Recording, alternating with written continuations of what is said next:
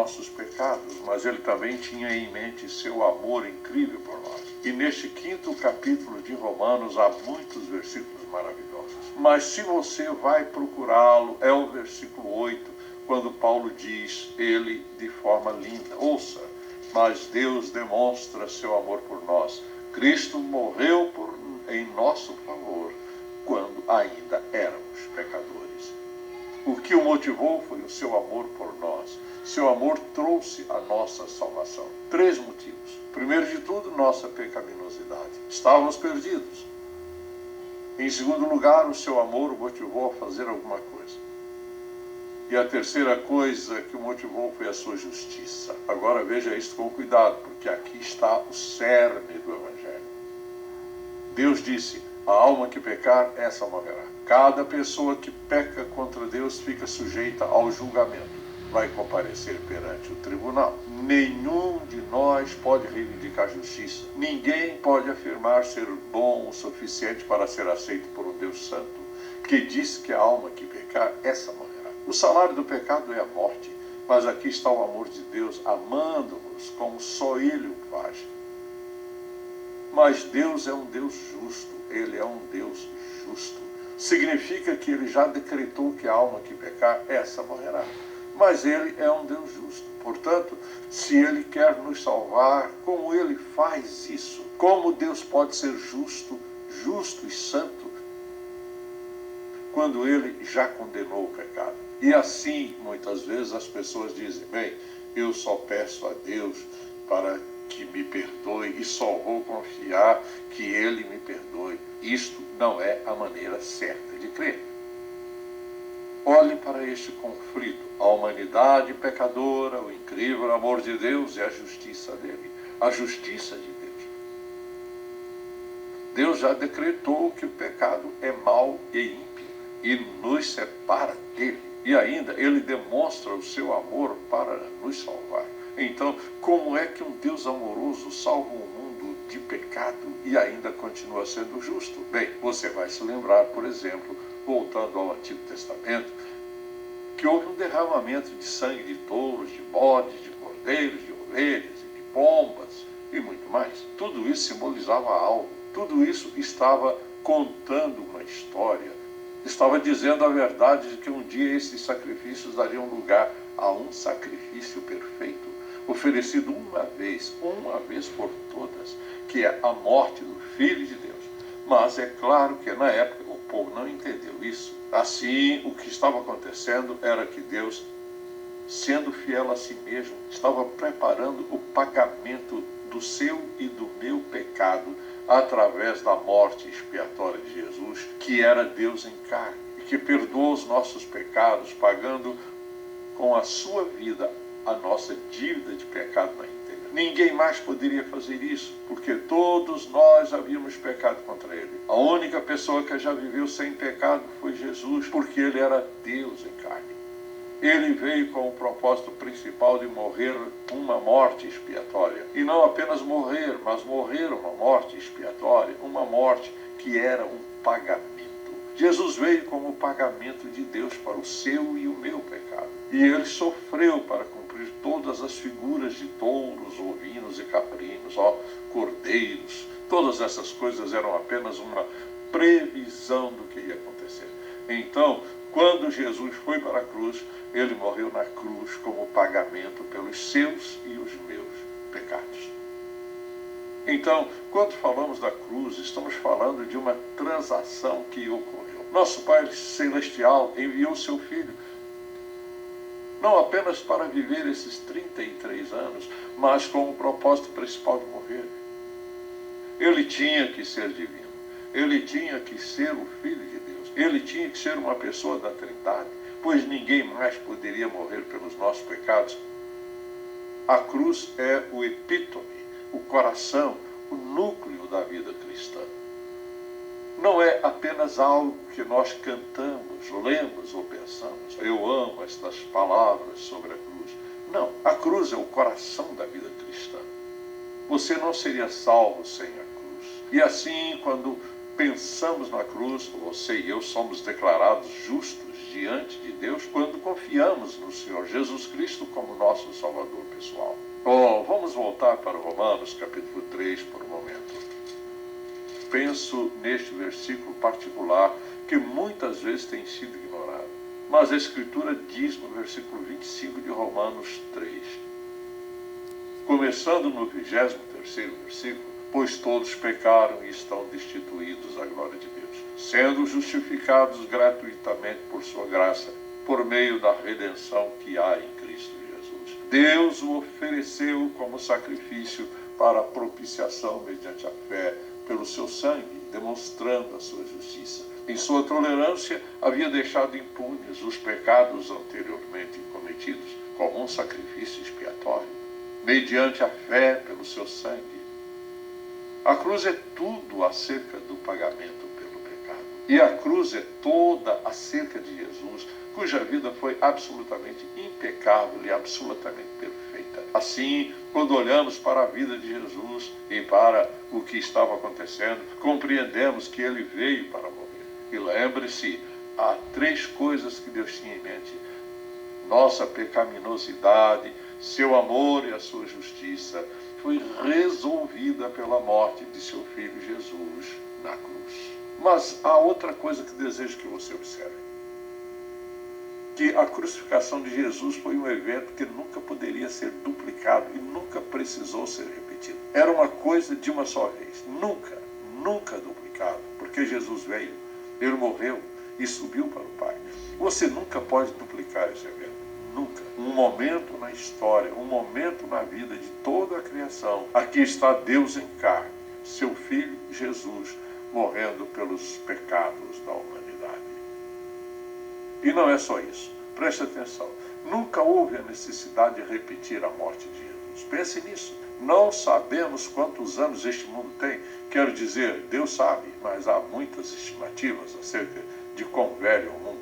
Veja isto. Uma vez, um dia, junto a uma colina, em uma cruz, Jesus morreu na carne humana para expiar todos os pecados da humanidade.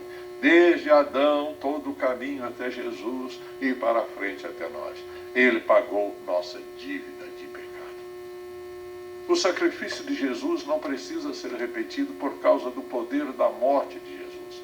Ele levou todos os pecados de toda a humanidade sobre ele. Não podemos sequer começar a imaginar o peso emocional, não. Jesus sofrendo dor excruciante, sendo vaiado pelos judeus e por todos os demais, mas suportando o peso do pecado do mundo. Veja você, o sacrifício dele era expiatório. Ele estava pagando por algo. Ele pagou por seus pecados e pelos meus, pelos pecados do mundo inteiro. Isso só aconteceu uma vez. Pense nisso. Pense em todas as coisas que achamos importantes e diga-me algo tão importante como Deus em carne humana morrendo pelos pecados de todo mundo, passado, presente e futuro. O que poderia ser comparado a isso? Nada. Só aconteceu uma vez. Isso não vai acontecer novamente. Porque, veja você, era Deus na pessoa de Jesus que estava morrendo a fim de pagar uma dívida do pecado que ele assumiu, os seus e os meus pecados. A morte de Jesus Cristo cobriu tudo, nada ficou de fora. Não há nada que se compare à morte dele. Quando ele morreu, sua morte mudou o passado, o presente e o futuro. Por isso, você e eu vivemos na presença do Deus Todo-Poderoso. Ouça, nosso futuro está definido se o nosso nome está escrito no livro da vida do Cordeiro, se confiamos em Jesus como nosso Salvador. Aqui está o que ninguém pode responder. Quem pagou por seus pecados? Se você me disser que você é bom o suficiente, quão bom você tem que ser para pagar pelos seus pecados? Você não pode responder a essa pergunta. Quando alguém diz, bem, eu não acredito que há apenas um caminho. Qual é a outra maneira? Veja isso. Trata-se de uma armadilha que que eles prepararam para eles mesmos. Se eles acham que vão ser salvos porque são bons, quão bom devem ser? Eles não podem responder. Em segundo lugar, se Jesus não é a única maneira, qual é a outra? A outra maneira tem que ser algo que você faz, ou a sua bondade, ou as suas obras, ou o que quer que seja. É uma armadilha. Há apenas um caminho. Há apenas um só Salvador e um só caminho. Esta é a palavra de Deus. E ouça, não só é a palavra de Deus, mas eu penso nisso. Ele está voltando. Ele está voltando. Então eu perguntaria a alguém, o seu Deus vai voltar? E a resposta seria, não. Como é que você vai encarar Deus com o seu pecado? Você pode pensar em qualquer coisa, mas você nunca será capaz de pensar em algo que o faça aceitável diante de Deus, ou você estaria dizendo que Deus cometeu um erro horrível. Ele matou seu filho unigênito. Ele poderia ter feito isso de outra maneira. Que caminho seria a outra maneira? Tudo seria resumido à forma como somos bons. E como não somos bons, nada disso funciona. A cruz é o único caminho para o céu, a única forma de salvação. Porque Deus amou o mundo de tal maneira que deu seu Filho unigênito para que todo aquele que nele crer não pereça, mas tenha a vida eterna. A cruz não é algo que você simplesmente veste em torno do seu braço, em torno do seu pescoço. É o evento mais importante na história da humanidade. Nada pode ser comparado a ela. Nada pode fazer o que ela fez. Jesus morreu pelos seus e os meus pecados. Filho de Deus amou tanto você que foi para a cruz a fim de pagar sua dívida de pecado em cheio, completamente. Você já confiou em Jesus como seu Salvador? Estou falando de você, se já aceitou Jesus Cristo como Filho unigênito de Deus, que foi para a cruz, morreu pelos seus pecados e pagou a sua dívida de pecado. Você já o recebeu como seu Salvador e Senhor e Mestre? Você acreditou nele para o perdão dos seus pecados? Qualquer outra coisa que você faça é inadequada. A razão pela qual a morte de Jesus não precisa ser repetida é porque ela é suficiente. Uma vez em toda a história da humanidade, Jesus morreu pelos seus pecados. Ou você recebe Jesus como seu Salvador pessoal, ou aqui está o que você fará. Assuma todo o peso da culpa do seu pecado diante do Deus Santo e seja separado de Deus por toda a eternidade. É Jesus ou não é nada? É Jesus de uma única maneira. Jesus, o único caminho. Porque ele é o único que pagou por seus pecados e que o pagamento foi aceito pelo Pai. Como sabemos disso?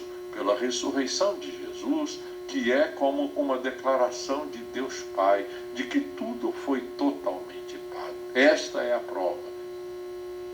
A prova está na ressurreição. Então, como somos abençoados por sermos salvos? Como somos abençoados? Mas esta é uma mensagem que devemos dizer ao mundo inteiro. Essa é a nossa missão. Fazer que as pessoas se tornem seguidoras de Jesus. Pai, nós te amamos e louvamos o teu nome por tua bondade e amor por nós. Não podemos sequer compreendê-lo totalmente. Nossas mentes não podem compreender plenamente o que Jesus fez na cruz. Mas tu deixaste claro o suficiente para que nós não tivéssemos que enfrentar a vida sem Jesus. Eu oro a favor de alguém que está assistindo aqui, alguém que está ouvindo ou assistindo, que neste momento seja sábio o suficiente para fazer esta simples oração. Ó Pai, pequei contra ti, uma e outra vez. Venho a ti sabendo que eu não mereço nada. Estou admitindo que sou um pecador. Estou te pedindo perdão dos meus pecados, crendo que Jesus pagou o preço na cruz. Estou pedindo que me salves agora, em nome de Jesus. Amém. Se você foi abençoado pelo programa de hoje, por favor, visite-nos em ministerioemcontato.com. Ou se você deseja receber uma oração, ligue 0800 891 3597.